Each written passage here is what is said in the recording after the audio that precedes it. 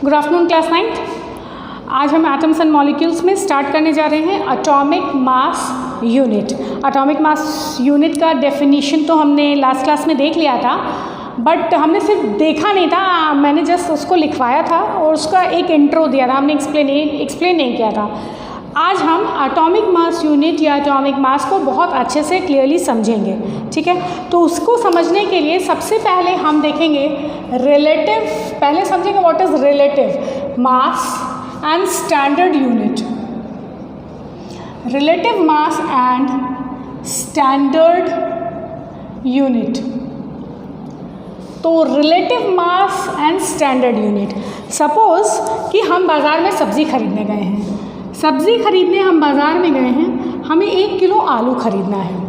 तो आलू खरीदने जब हम जाएंगे तो तराजू के एक पलड़े पर 1 केजी का एक बाट रखते हैं, ठीक है। जो सब्ज़ी वाला है, जो भी है जिससे हम सब्ज़ी खरीदें, या आटा दाल चावल एनीथिंग, 1 केजी का बाट रखते हैं और इधर हम अपना जो सामान खरीदना है वो इसके ऊपर डालते जाते हैं।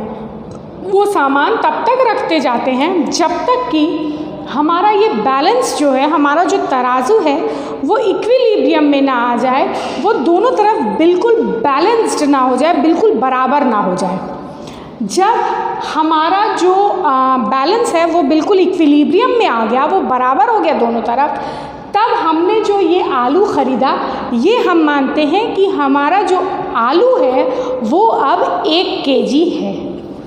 1 केजी किसके कंपैरिजन में?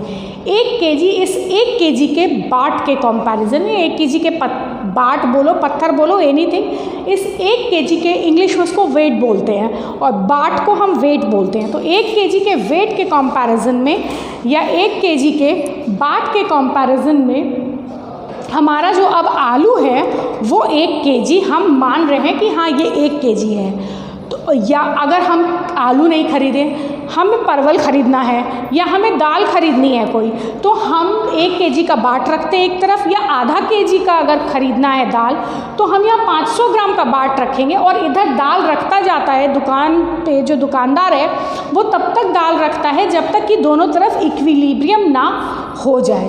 जब इक्विलिब्रियम हो गया तब हम मानते हैं कि हमने जो इधर दाल ली है वो हमारी आधा किलो हो गई है।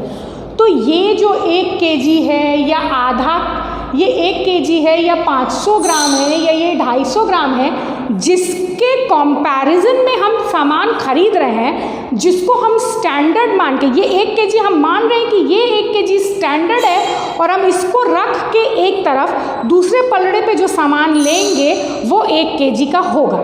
हमारा ये 1 केजी जो है वो हमारा, जस्ट अ मिनट,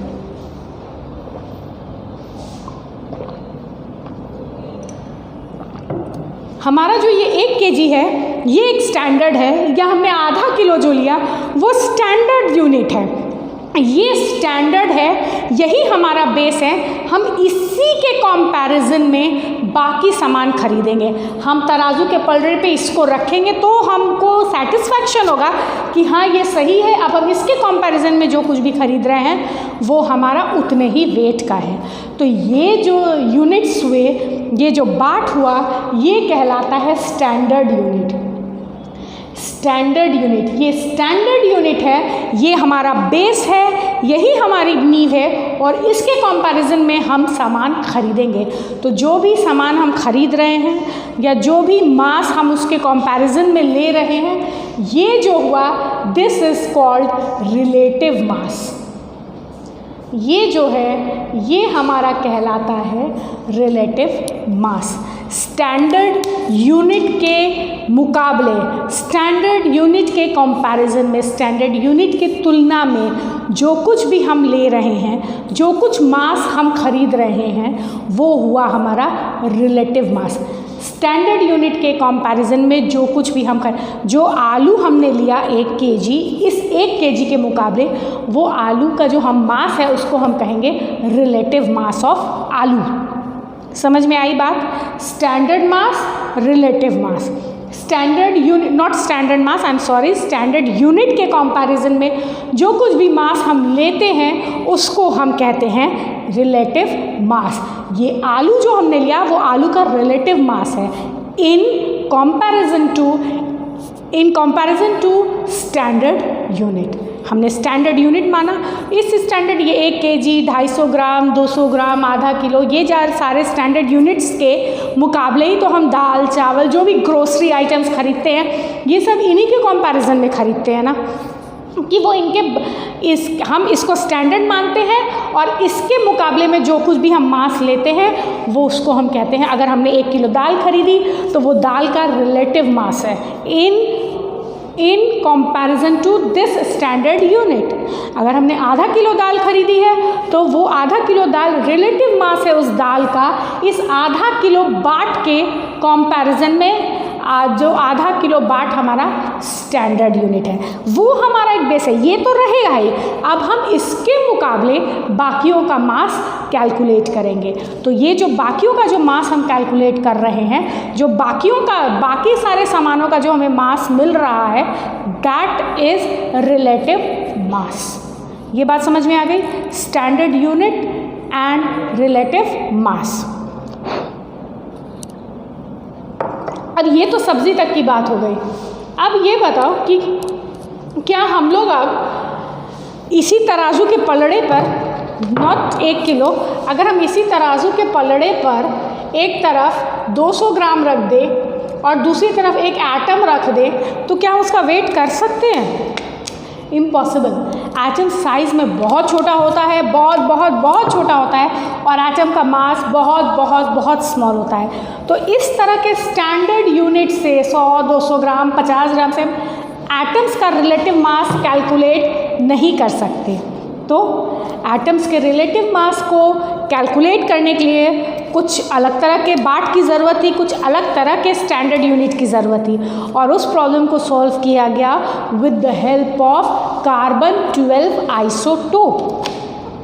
उसको सॉल्व किया गया कार्बन 12 आइसोटोप की मदद से। केमिस्ट ने ये तरीका निकाला कि हम कार्बन 12 आइसोटोप को एक स्टैंडर्ड मान लेते हैं, ठीक है। जिस तरह हमने 1 kg, 100 ग्राम, 500 ग्राम इसको एक स्टैंडर्ड माना, उसी तरह हम C12 को एटम्स का मास निकालने के लिए हम जो बाट यूज़ कर रहे हैं या हम जो स्टैंडर्ड यूनिट यूज़ कर रहे हैं वो है हमारा बाट, जो है उसको हमने दिया, वो था हमारा C12। कार्बन 12 का मतलब है isotope of carbon with mass number 12। 12 का मतलब है 6 protons and 6 neutrons. 6 protons and 6 neutrons.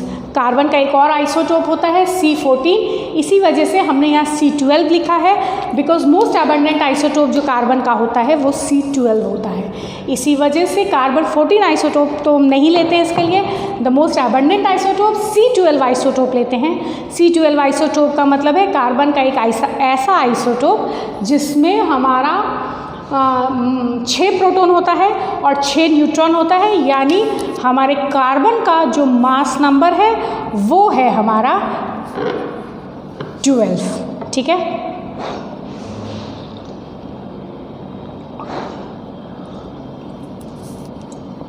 अच्छा, अब देखो ये कार्बन का जो मास नंबर 12 है, ठीक है, 6 प्रोटॉन्स और 6 न्यूट्रॉन से हमारा ये मास नंबर बना हुआ है। अभी नहीं, 6 प्रोटॉन और 6 न्यूट्रॉन से हमारा ये मास नंबर बना हुआ है, ठीक है। तो अगर हम इस 12 को मास नंबर जो 12 है इसको 12 यूनिट मान लें। 12 यूनिट का कहने का मतलब ये है बेटा कि हमारा जो ये मास नंबर है वो बना है 6 प्रोटॉन और 6 न्यूट्रॉन से। ये हर एक न्यूट्रॉन जो है और हर एक प्रोटॉन जो है, ये अगर एक एक यूनिट हम मानते जाएं, 1 यूनिट, 1 यूनिट 1 यूनिट। एक्चुअली किसी भी एटम का जो मास होता है वो उसके प्रोटॉन्स और न्यूट्रॉन्स के कारण होता है, करेक्ट। प्रोटॉन्स और न्यूट्रॉन्स, उसको आप एटॉमिक मास बोलिए, उसको आप मास नंबर बोलिए। मास नंबर होता है number of protons and neutrons को, और वही हम उसको एटॉमिक मास भी बोलते हैं। तो एक्चुअली हमारा जो वेट होता है, एटॉमिक मास जो होता है, वो इस प्रोटॉन और न्यूट्रॉन के कारण ही होता है किसी भी एटम का। अगर हम हर 12 मास है नंबर है, यानी 12 ऐसे यूनिट्स हैं उसके अंदर जिसने कार्बन के एटॉमिक मास को पूरा किया है, करेक्ट। प्रोटॉन और न्यूट्रॉन के कारण ही किसी भी एटम्स का मास होता है, ठीक है। तो और ये प्रोटॉन और न्यूट्रॉन मिल के बनाते हैं मास नंबर। तो हमारे कार्बन में 12 ऐसे यूनिट्स हैं, 12 ऐसे यूनिट्स हैं। एक अगर हम इस हर को एक एक यूनिट मान ले, 6 proton 6 unit, 6 neutron 6 unit, 12 units. इस कार्बन में जो ये मास नंबर जो हम ये कार्बन का 12 कह रहे हैं, ये मास नंबर है 6 प्रोटॉन और 6 न्यूट्रॉन्स का।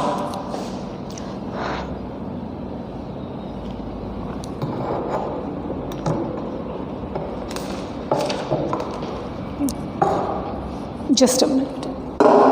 6 प्रोटॉन और 6 न्यूट्रॉन्स का मास नंबर बना होता है। तो अगर हम हर एक मास नंबर को हम एक एक यूनिट मान लें, ठीक है, हम हर एक मास नंबर को एक एक यूनिट मान लें, तो हम कार्बन को 12 यूनिट्स में डिवाइड कर सकते हैं। 1 यूनिट 1 यूनिट 1 यूनिट, हर एक मास नंबर, ये दोनों मिल के मास नंबर बन रहा है। हर एक 12 यूनिट, हम हर को एक एक यूनिट अगर मान लें, अगर हम हर को एक एक यूनिट मान लें,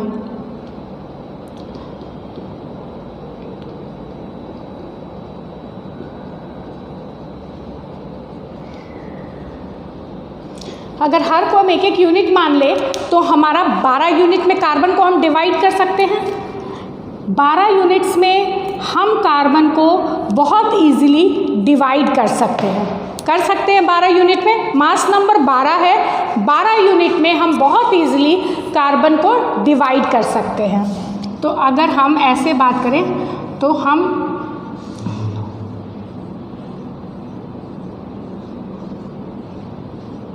हमने कार्बन का एक एटम लिया जिसको हमने 12 यूनिट्स में अब डिवाइड कर दिया। हम कार्बन को बहुत इजीली 12 यूनिट में डिवाइड, ये सारे थियोरेटिकल हैं, we are not doing it something like कि हम उसको तोड़ देंगे और कार्बन 12 यूनिट में, ऐसा कुछ नहीं है। हम उसको थियोरेटिकली 12 यूनिट में डिवाइड कर सकते हैं जस्ट बिकॉज कि उसका मास नंबर 12 है, उसमें 6 प्रोटॉन 6 न्यूट्रॉन, मास नंबर 12 है। हम मान सकते हैं कि 12 यूनिट्स का हमारा कार्बन का एक एटम है। अच्छा, ये जो 12 है बेटा, ये सारे के सारे मिलके कार्बन का एटॉमिक मास बनाते हैं, करेक्ट। कार्बन का एटॉमिक, एक एटम का एटॉमिक मास बनाते हैं, या हम कह सकते हैं mass of 1 carbon atom is equal to 12 units, क्योंकि ये हर एक यूनिट जो है वो मास नंबर के कारण ही हमने बनाया। 12 उसका मास नंबर है, हमने उसको 12 यूनिट्स में डिवाइड कर दिया।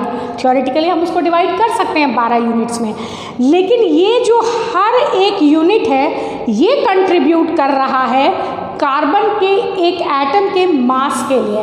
ये जो 12 यूनिट है ये एक एटम से ही टूट के बना है, और ये 12 मिलके कार्बन के एटम का मास बनाते हैं। क्यों? क्योंकि ये जो 12 यूनिट है ये हमने 6 प्रोटॉन और 6 न्यूट्रॉन से बनाया है।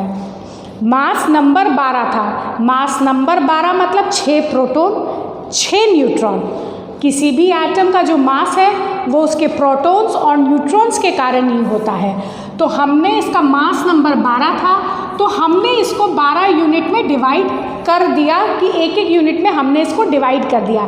लेकिन ये हर एक यूनिट जो है, ये हर एक यूनिट मिलके कार्बन के एक एटम के मास को रिप्रेजेंट कर रहा है। ये जो 12 यूनिट है ये एक एटम को तोड़ के बना है। ये एक ही एटम की बात हो रही है। ये एक एटम को हमने तोड़ के 12 यूनिट बना दिया, तो ये 12 के 12 यूनिट जो हैं वो कार्बन के एक एटम का मास है, because it is protons and neutrons and nothing else. हमने जो ये 12 यूनिट्स बनाए हैं, this is of protons and neutrons, mass number के हैं। तो ये जो 12 के 12 यूनिट्स हैं, ये सारे के सारे 12 के 12 जो यूनिट्स हैं वो हमारे मास को, कार्बन एटम के एक कार्बन एटम के मास को, ये 12 के 12 यूनिट्स हमारे कार्बन एटम के मास को बनाते हैं। ठीक है, कार्बन एटम के मास को बनाते हैं, या हम यूँ कह लें atomic mass of C12 is equal to 12 units. ठीक है, अब क्या है, ये जो 12 यूनिट्स है इनमें हर एक यूनिट एटॉमिक मास के लिए कंट्रीब्यूट करता है, करेक्ट। इनमें से हर एक यूनिट जो है हमारा, हर एक यूनिट एटॉमिक मास के लिए कंट्रीब्यूट कर रहा है। एटॉमिक मास के लिए 12, इसको हम लिख सकते हैं एटॉमिक मास यूनिट। हर एक यूनिट एटॉमिक मास में अपना कंट्रीब्यूशन दे रहा है। 12 यूनिट्स मतलब 12 एटॉमिक मास यूनिट। हर एक यूनिट एटॉमिक मास को, एक एटम के एटॉमिक मास में हर एक यूनिट कंट्रीब्यूशन दे रहा है। हर एक यूनिट अपना मास कंट्रीब्यूट कर रहा है कार्बन 12 के एक एटम के मास को बनाने के लिए। इसीलिए हम इसको 12 यूनिट्स या 12 एटॉमिक मास यूनिट्स कह सकते हैं। समझ में आई बात सबके? Why it is called atomic mass unit? Just because each and every unit is contributing to the mass of one carbon 12 isotope, contributing to the mass of one C12 atom. ठीक है, C12 के हर एक atom में एक एक unit अपना मास contribute कर रहा, अपना कंट्रीब्यूशन दे रहा है एटॉमिक मास के लिए। तो हम इसको एटॉमिक मास ऑफ C12 हम 12 यूनिट्स कहें या 12 एटॉमिक मास यूनिट कहें, इसमें कोई दिक्कत नहीं है। यहाँ तक तो ठीक है। जस्ट अब अगर हम बात करें एटॉमिक मास, हमने तराजू का ये जो तराजू का हम पलड़ा ले रहे हैं, दिस इज़ जस्ट थ्योरेटिकल। हम ऐसे तराजू के पलड़े पे ना 12 यूनिट निकाल सकते हैं और ना ही हम एक एटम को वे कर सकते हैं। ये सिर्फ आपके समझने के लिए है ताकि आप ठीक से इस चीज़ को समझ सकें। हमने यहाँ 12 यूनिट, एक यानी एक कार्बन एटम हमने यहाँ ले लिया। ठीक है, उसको हमने 12 यूनिट में डिवाइड किया, 5, 4, 9, 10, 11, 12 ये ले लिया। ठीक है, अब हम कह रहे हैं कि ये 12 मिल के हैं 12 AMU। ठीक है, 12 यूनिट 12 AMU, यानी हर एक यूनिट जो हुआ वो हुआ हमारा 1 AMU। 1 1 1 1 1 1 सब ने मिला, सब मिले और सब ने मिल के बनाया 12 एटॉमिक मास यूनिट, यानी 12 ऐसे यूनिट्स जो एक कार्बन एटम के मास में कंट्रीब्यूशन दे रहे हैं। ये 12 के 12 यूनिट्स एक कार्बन एटम का मास बनाते हैं, इसीलिए हमने कहा 12 AMU। 12 AMU हुआ 12 यूनिट्स का, तो एक यूनिट का हुआ 1 AMU। मैंने आप लोगों को लिखवाया था कि 1 AMU, आपने लिखा था 1 AMU is equal to 1/12 of C12 isotope, यानी C12 आइसोटोप का 12वां हिस्सा। C12 आइसोटोप को अगर हम 12 बार डिवाइड कर दें, 12 बार कट कर दें, 12 बार डिवाइड कर दें, तो जो 12वां हिस्सा मिलेगा दैट इज़ 1 AMU। तो यही बात यहाँ भी मैंने बताई है, यही चीज़ हमने यहाँ देखा कि 1 AMU कार्बन 12 आइसोटोप का 12वां हिस्सा। अगर हम कार्बन 12 आइसोटोप के एक एटम को हम 12 बार डिवाइड कर दें, तो जो 12वां हिस्सा मिला दैट इज़ 1 AMU। वही हम भी यहाँ बता रहे हैं, दैट इज़ 1 AMU या 1 एटॉमिक मास यूनिट। अब हम इसको आजकल U भी लिखते हैं, जिसको कहते हैं यूनिफाइड मास। 1 एटॉमिक मास यूनिट को आजकल यूनिफाइड मास के नाम से भी जाना जाता है और उसको सिर्फ U से रिप्रेजेंट किया जाता है। यहाँ तक समझ में आ गई बात? 1 AMU का कंसेप्ट समझ में आ गया आपको? 1 AMU अगर हम C12 आइसोटोप को 12 C12 आइसोटोप जो है हमारा कार्बन का एक एटम, C12 आइसोटोप के एक एटम को अगर हम 12 बार डिवाइड कर दें तो हमें जो 12वां हिस्सा मिलता है दैट इज़ 1 AMU। और हर 12वां और जो वो 12 के 12 हिस्से हैं वो सारे के सारे मिल के बनाते हैं हमारा C12 के एक एटम का मास, दैट इज़ 12 AMU। ठीक है? अच्छा, अब ये जो मैंने आप लोगों को बताया कि हमने जो ये 12 हिस्सा लिया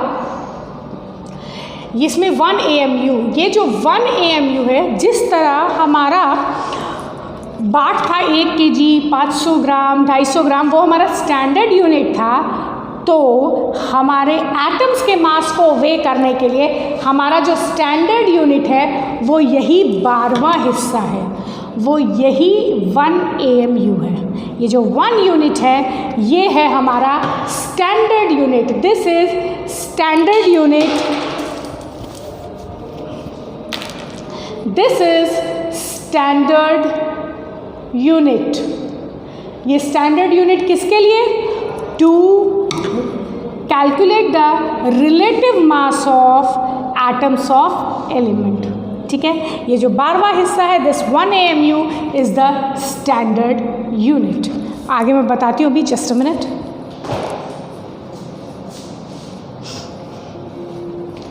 स्टैंडर्ड यूनिट कैसे है ये देखो पहले। सपोज हमने एक बैलेंस लिया है, ठीक है? हमने बैलेंस लिया और बैलेंस में हमने रखा 1 2 3 4 हमने रखा C12 के 12 यूनिट्स को, और हमने दूसरी तरफ रखा एक ऑक्सीजन एटम, हमने रखा एक ऑक्सीजन एटम, और रखने के बाद हमने उसको वे किया। थ्योरेटिकली हम वे नहीं कर सकते इस तरह बैलेंस पे, ये सिर्फ आपको समझा रही हूँ कि कौन कैसे हेवियर है क्या है। तो जब इसको वे किया गया तो देखा गया कि नहीं, ऑक्सीजन का पलड़ा अभी भी भारी था। अब हमने, चूँकि हमारा स्टैंडर्ड यूनिट ये एक जो यूनिट है that is a standard unit, तो हमने और स्टैंडर्ड यूनिट्स इसमें ऐड किए।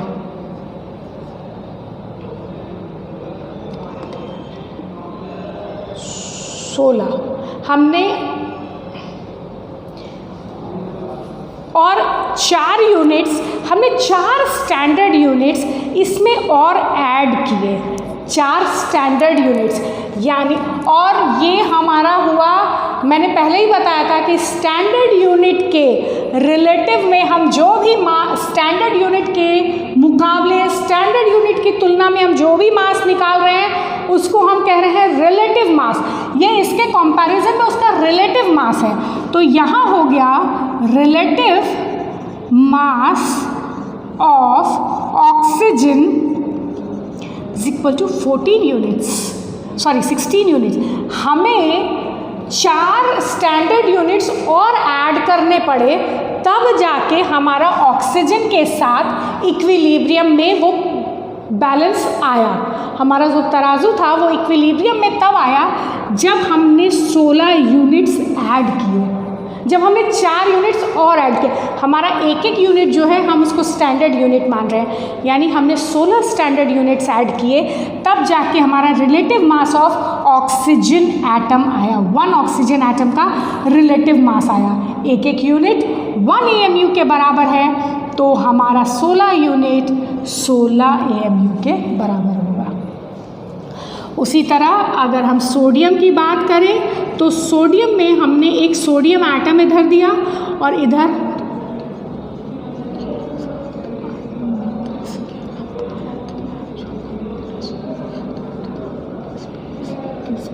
23। हमें रिलेटिव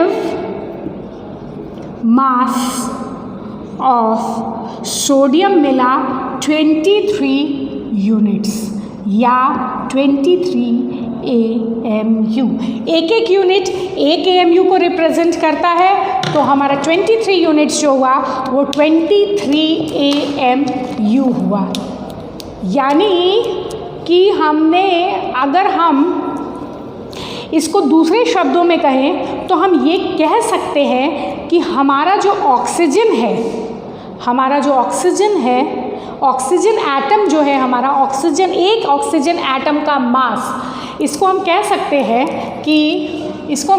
हैं mass of one oxygen atom, mass of one oxygen atom या one oxygen atom is 16 times heavier than 1/12 of C12। कह सकते हैं, या हमारा sodium atom is 23 times heavier than 1/12 of C12। ये जो हम एक एक स्टैंडर्ड यूनिट मान रहे हैं, हम 1 2 3, ये 16 कैसे है, इनको जब हमने 16 जोड़ा तब हमारा 16 आ रहा है। तो ये जो एक एक है ये हमारे क्या हैं, ये हमारे ऑक्सीजन के 1/12 पार्ट है, कार्बन के, C12 एटम का 1/12 है हमारा, ये एक एक छोटा यूनिट है, ये एक एक छोटा यूनिट हमारा C12 का 12वां हिस्सा है। यानी ये एक जो है वो हमारा ये है, करेक्ट, ये एक हमारा ये है, ठीक है। अब तुम देखो, ये तो हो गया एक, ये हो गया, अब ये 16 बार आया है तब जाके हमारा ऑक्सीजन एटम का, यानी एक ऑक्सीजन एटम इस एक स्टैंडर्ड यूनिट से 16 गुना भारी है। एक स्टैंडर्ड यूनिट से ये 1/12 ऑफ C12 तो एक स्टैंडर्ड यूनिट हो गया, और हमारा एक ऑक्सीजन एटम जो है वो इस एक यूनिट का 16 गुना है। यानी 16 बार अगर हम एक यूनिट को कलेक्ट करें तो हमारा ऑक्सीजन एटम बनता है। 23 बार इस एक स्टैंडर्ड यूनिट को हम कलेक्ट करें, या 23 बार हम इसको मल्टीप्लाई करें, तब जाके हमारा सोडियम एटम बनता है। ये है हमारा atomic mass unit and relative atomic mass. तो ये एक एटॉमिक मास को कैलकुलेट करने का एक तरीका दिया गया था, ताकि भाई कोई एक स्टैंडर्ड होना चाहिए ना, दाल चावल खरीदने के लिए तो हमारे पास बाट थे, तो इसका भी कुछ एक स्टैंडर्ड किया जाए। इसी वजह से C12 को स्टैंडर्ड मानते हुए C12 को स्टैंडर्ड माना गया, और ये भी माना गया कि उस C12 में 12 यूनिट प्रेजेंट हैं, जस्ट बिकॉज कि उसका मास नंबर 12 था, हम ईजिली उसको 12 पार्ट में डिवाइड कर सकते थे। 12 यूनिट मानते हुए हमने एक स्केल डेवलप किया, और उस स्केल के कंपैरिजन में हमने बाकी सारे जो एलिमेंट्स हैं उनके एटम्स का रिलेटिव मास कैलकुलेट करना सीख लिया, कैलकुलेट किया। And this is what is relative mass and standard unit and atomic mass unit. Clear है, समझ में आ गया। इसी तरह अगर आप मैग्नीशियम का कैलकुलेट करो तो यू विल फाइंड, तो अगर हम मैग्नीशियम का कैलकुलेट करें तो यू विल फाइंड कि एक एटम जो है मैग्नीशियम का, दैट इज 24 टाइम्स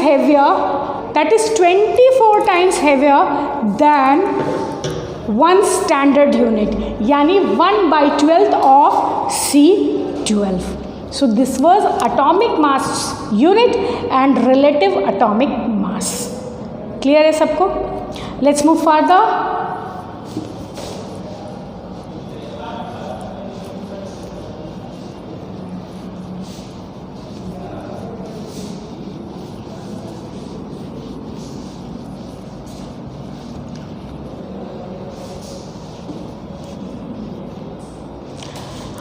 अच्छा,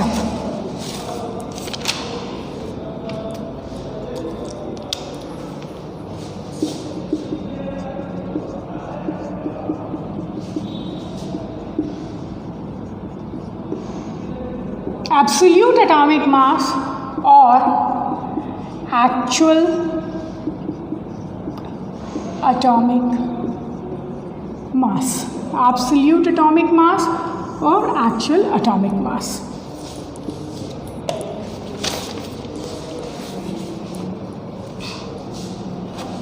It is found that the actual atomic mass, it is found that the actual atomic mass of C12 atom is equal to 1.9926 into 10 to the power minus 33 gram. Actually जब इसका calculations किया गया था, अभी तो वो हमने रिलेटिव निकाला, अभी एक्चुअली जब कैलकुलेशंस हुए, डेटाज कलेक्ट हुए, तो देखा गया कि कार्बन 12 का एक एटम जो है, एक एटम कार्बन 12 का एक्चुअल जो एटॉमिक मास है, हमने अभी तो एक 12 AMU मास नंबर से बोला, बट एक्चुअल जो उसका है that is equal to 1.9926 into 10 to the power minus 33 gram. ये है एक एटम का, एक एटम मतलब 12 यूनिट्स एक साथ, 12 यूनिट्स का एक साथ, वो 12 AMU का है, 12 AMU का है 1.9926 into 10 to the power minus 33 gram. Therefore 1 U का होगा 1.9926 into 10 to the power minus 33 gram by 12 and that is equal to 1.6605 into 10 to the power minus 24 gram. तो actually it has been found that कि हमारा जो एक unit है या एक स्टैंडर्ड यूनिट है या 1 एटॉमिक मास यूनिट जो है, उसका हमारा मास होगा 1.6605 into 10 to the power minus 24. तो अगर हम कह रहे हैं कि हमारा ऑक्सीजन एटम जो है वो 16 गुना भारी है, हमने कहा ना, अभी हमने जस्ट देखा कि हमारा जो ऑक्सीजन एटम है वो 16 गुना भारी है, 16 टाइम्स भारी है 1 AMU से, है ना, 1 AMU का वेट है हमारा इतना, तो हमारा 16 से अगर मल्टीप्लाई कर दे इसको तो हमारे ऑक्सीजन का एक्चुअल एटॉमिक वेट आ जाएगा. Let's see.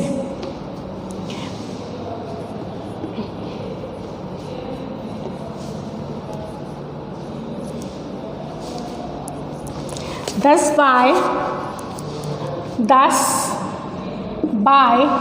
multiplying the relative atomic mass with 1.6605 into 10 to the power minus 24 gram, we can get the actual mass of atom. We can get the actual mass of atom. Absolute mass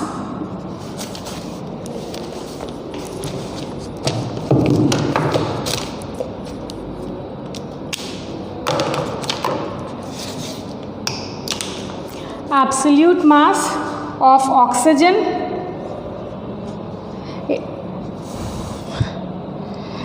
हमारा वहाँ कितना था, relative atomic mass कितना था, relative था हमारा, relative atomic mass of oxygen atom था हमारा 16U या 16 AMU. Therefore absolute mass is equal to 16 into this 1.6605 into 10 to the power minus 24 gram, and that is equal to 2.6568 into 10 to the power minus 25 gram. हमने क्या कहा था वहाँ पे? हमने कहा था एक ऑक्सीजन एटम हमारे एक AMU से, एक स्टैंडर्ड यूनिट से, एक AMU से 16 गुना भारी है, 16 टाइम्स भारी है। अगर एक AMU हमारा इसके बराबर है तो 16 गुना भारी है, मतलब इसको अगर हम 16 से मल्टीप्लाई कर दें तो हमारा ऑक्सीजन का absolute atomic weight, absolute atomic mass आ जाएगा। उसी तरह अगर हम सोडियम की बात करें तो हमारा सोडियम जो था वो 23 टाइम्स हेवियर था 1 AMU से था। तो अगर हम 1 AMU इंटू 23 कर दें तो हमारा सोडियम का एब्सोल्यूट एटॉमिक मास या एक्चुअल एटॉमिक मास आ जाएगा। So this was absolute atomic मास या एक्चुअल एटॉमिक मास। ये था हमारा एब्सोल्यूट एटॉमिक मास। नाउ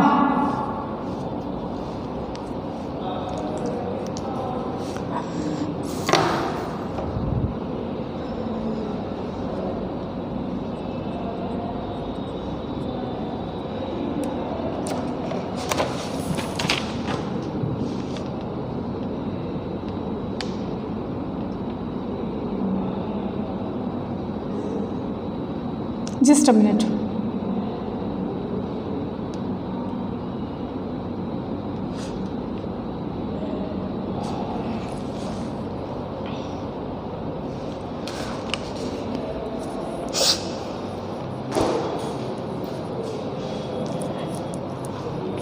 अब हम देखनेंगे, अब हम स्टार्ट करने जा रहे हैं how do atoms exist.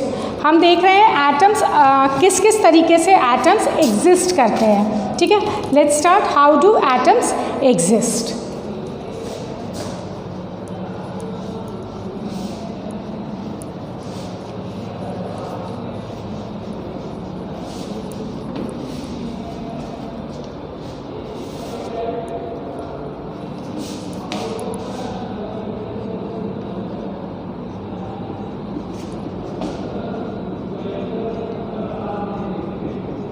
How do atoms exist?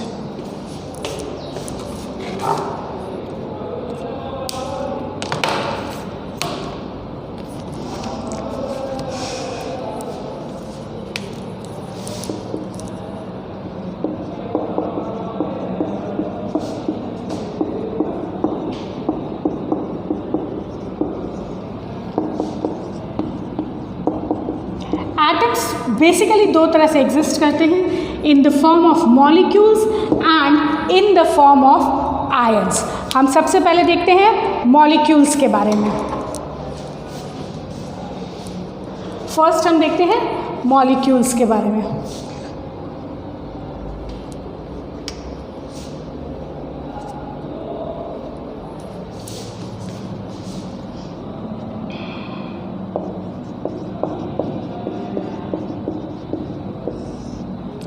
A molecule is a group of two or more atoms held together,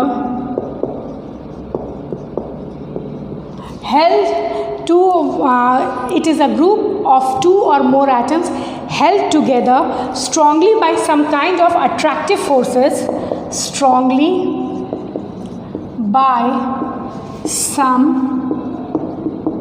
kind of attractive, strongly some kind of attractive forces। ठीक है, जिन अट्रैक्टिव फोर्सेस को, इन attractive forces को हम कहते हैं chemical bond. Such attractive forces holding the atom together are called chemical bond. Such attractive forces, such attractive forces holding the atoms together, holding the atoms together are called, holding the atoms together are called chemical bonds। Molecule जो है वो दो या दो से ज़्यादा atoms का एक ग्रुप होता है जो some kind of attractive forces, जिसको हम केमिकल बॉन्ड्स भी बोलते हैं, वो अट्रैक्टिव फोर्सेस को ही हम केमिकल बॉन्ड्स बोलते हैं। वो केमिकल बॉन्ड्स की मदद से ये जो एटम्स होते हैं वो एक दूसरे के साथ स्ट्रांगली हेल्ड रहते हैं, एक दूसरे के साथ स्ट्रांगली बंधे हुए रहते हैं। तो मॉलिक्यूल एक ग्रुप ऑफ एटम्स है, दो का भी हो सकता है, दो से ज़्यादा का भी हो सकता है। मॉलिक्यूल एटम्स का ग्रुप है जिनमें एटम्स एक दूसरे के साथ special type of attractive forces से जुड़े होते हैं, जिनको हम केमिकल बॉन्ड्स बोलते हैं। या हम ये कह सकते हैं कि हमारा जो मॉलिक्यूल है, मॉलिक्यूल स्मॉलेस्ट पार्टिकल होता है किसी भी एलिमेंट या कंपाउंड का। मॉलिक्यूल देखो, एटम फ्रीली एग्जिस्ट नहीं करता है except noble gases. Noble gases में जो होते हैं वो केमिकली अनरिएक्टिव होते हैं, उनके एटम्स फ्रीली एग्जिस्ट करते हैं, बट बाकी किसी भी एटम्स का फ्री एग्जिस्टेंस नहीं हो सकता है। लेकिन मॉलिक्यूल एक ऐसा स्मॉलेस्ट पार्टिकल है किसी भी एलिमेंट का या किसी भी कंपाउंड का जो फ्रीली एग्जिस्ट कर सकता है ऑर्डिनरी कंडीशन में, जो फ्रीली एग्जिस्ट कर सकता है। A molecule is the smallest particle, a molecule is the smallest particle of an element or compound,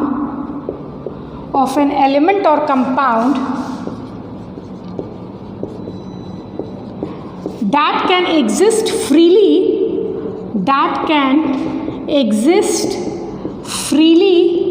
under ordinary conditions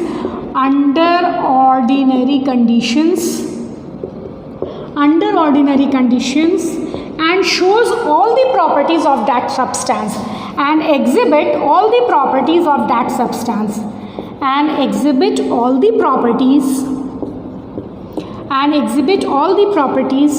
of that substance। ठीक है, तो a molecule is a group of two or more atoms held together। ये तो हो गया या हम molecule को ऐसे भी डिफाइन कर सकते हैं कि मॉलिक्यूल किसी भी कंपाउंड या किसी भी एलिमेंट का वो सबसे छोटा पार्टिकल है जो इंडिपेंडेंटली एग्जिस्ट कर सकता है। ये नहीं है कि उसको एग्जिस्ट करने के लिए किसी और की ज़रूरत है। एटम्स इंडिपेंडेंट एग्जिस्टेंस नहीं होता है, एटम्स को कंबाइन करना ही पड़ता है दूसरे एटम्स के साथ ताकि वो एग्जिस्ट कर सके। Atoms can not exist independently, but a molecule is the smallest particle of an element और अ कंपाउंड। एक एलिमेंट और कंपाउंड का मॉलिक्यूल वो सबसे स्मॉलेस्ट पार्टिकल होता है जो इंडिपेंडेंट एग्जिस्टेंस रखता है। आपके एनवायरनमेंट में O2 ऑक्सीजन मॉलिक्यूल ये प्रेजेंट है, और ये एक मॉलिक्यूल जो है ये ऑक्सीजन गैस की सारी प्रॉपर्टीज़ को एग्जिबिट करेगा। अगर हम बात कर ले H2O की, तो H2O एक मॉलिक्यूल है वाटर का। ये एक मॉलिक्यूल वाटर जो है ये वाटर की सारी प्रॉपर्टीज़ को एग्जिबिट करेगा। हर एक प्रॉपर्टी जो एक ग्लास भी अगर हम पानी ले लें तो वो जितनी प्रॉपर्टीज़ वाटर की एग्जिबिट करेगा, ये एक मॉलिक्यूल ऑफ वाटर भी वो सारी प्रॉपर्टीज़ एग्जिबिट करेगा। ये एक मॉलिक्यूल भी वो वाटर की सारी प्रॉपर्टीज़ को शो करेगा, और ये एक मॉलिक्यूल अपना इंडिपेंडेंट एग्जिस्टेंस रखता है। मॉलिक्यूल, इसका मतलब मॉलिक्यूल हमारे दो तरीके के होते हैं। मॉलिक्यूल हमारे एलिमेंट्स के होते हैं और मॉलिक्यूल हमारे कंपाउंड के होते हैं। This is example of molecule of an element and this is example of molecule of a compound. अब हम स्टार्ट करते हैं molecules of an element.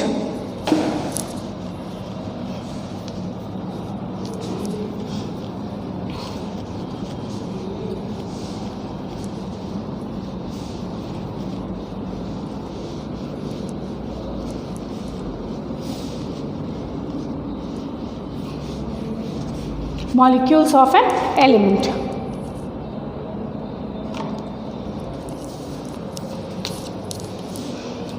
A. Molecules of an element.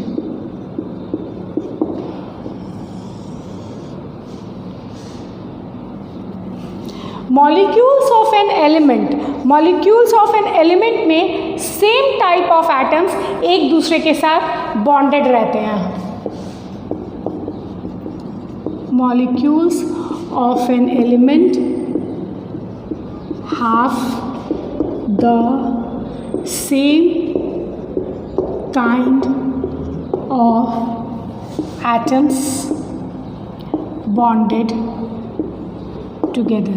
जब एक ही तरह के एटम आपस में बॉन्डेड होते हैं तो हम उनको कहते हैं मॉलिक्यूल्स ऑफ एन एलिमेंट. अब जैसे हमारा ये ऑक्सीजन एग्जाम्पल, अब ये ऑक्सीजन मॉलिक्यूल, ये जो ऑक्सीजन मॉलिक्यूल है इसमें क्या है, इस ऑक्सीजन मॉलिक्यूल में ऑक्सीजन और ऑक्सीजन एक दूसरे से बॉन्डेड है.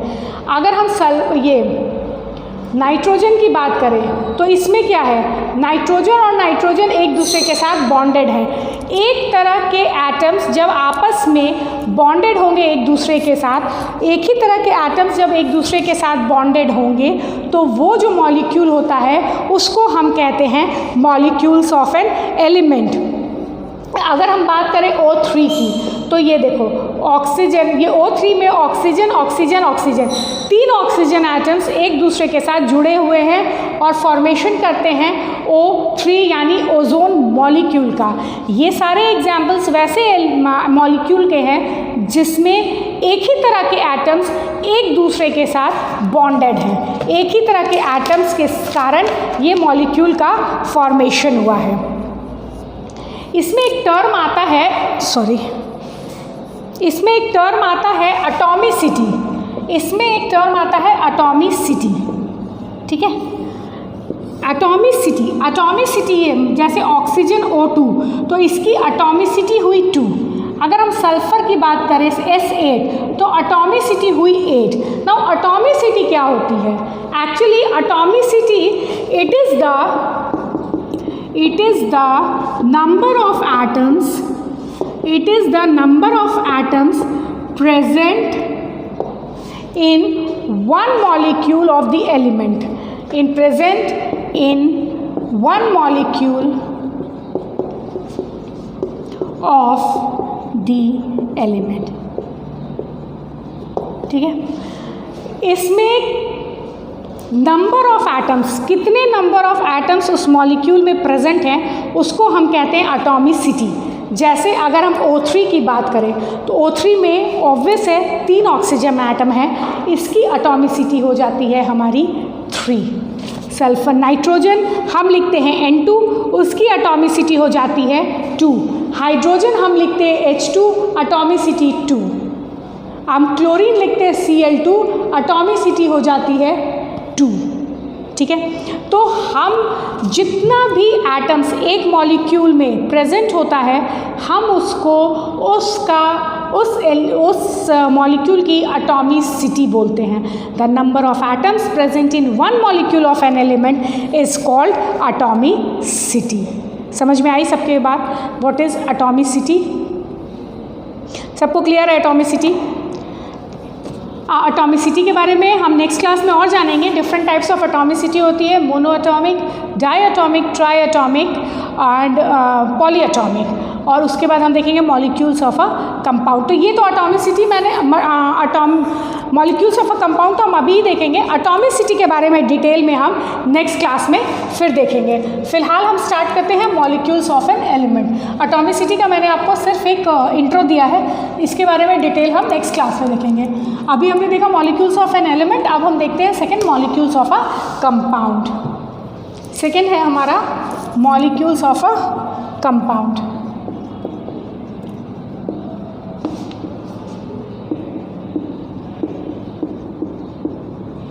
Molecules of a compound. तो molecules of a compound, molecules of a compound में जो है डिफरेंट एलिमेंट्स के एटम कंबाइन होते हैं, एक दूसरे के साथ बॉन्डेड होते हैं और through chemical bonds. In molecules of compound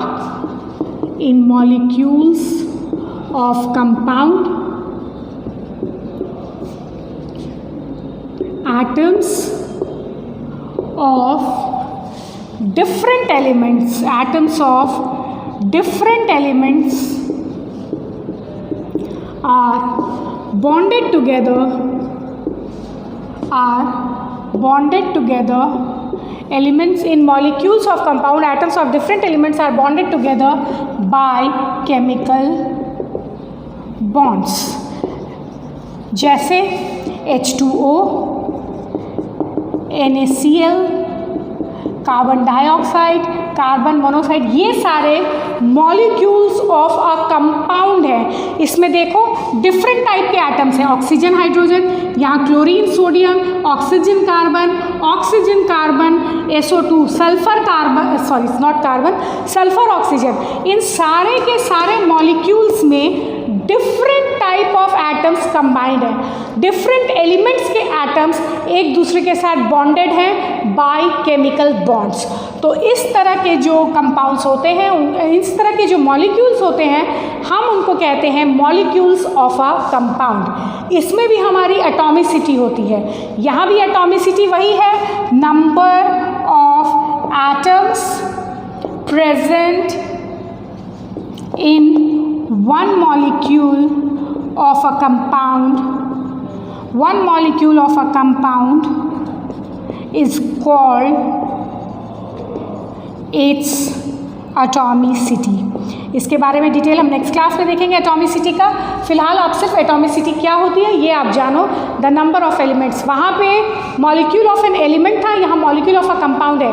यहाँ टोटल नंबर ऑफ एटम्स कितने हैं, 2 हाइड्रोजन प्लस 1 ऑक्सीजन, 3, इसकी एटॉमिसिटी 3। यहाँ 1 सोडियम 1 क्लोरीन, एटॉमिसिटी 2। यहाँ 1 कार्बन 2 ऑक्सीजन, 2 और 1 3, एटॉमिसिटी 3। 1 carbon 1 oxygen, atomicity 2। यहाँ 2 ऑक्सीजन 1 सल्फर, 3, एटॉमिसिटी 3। तो ये है हमारा molecules of a compound and it's atomicity. Next class में हम एटॉमिसिटी के बारे में डिटेल से देखेंगे और फिर इसके बाद हमने देखा था कि एटम्स 2 फॉर्म में एग्जिस्ट करते हैं, in the form of molecules and in the form of ions. Atomicity के बाद हम देखेंगे how atoms exist in the form of ions. So see you in next class. Thank you.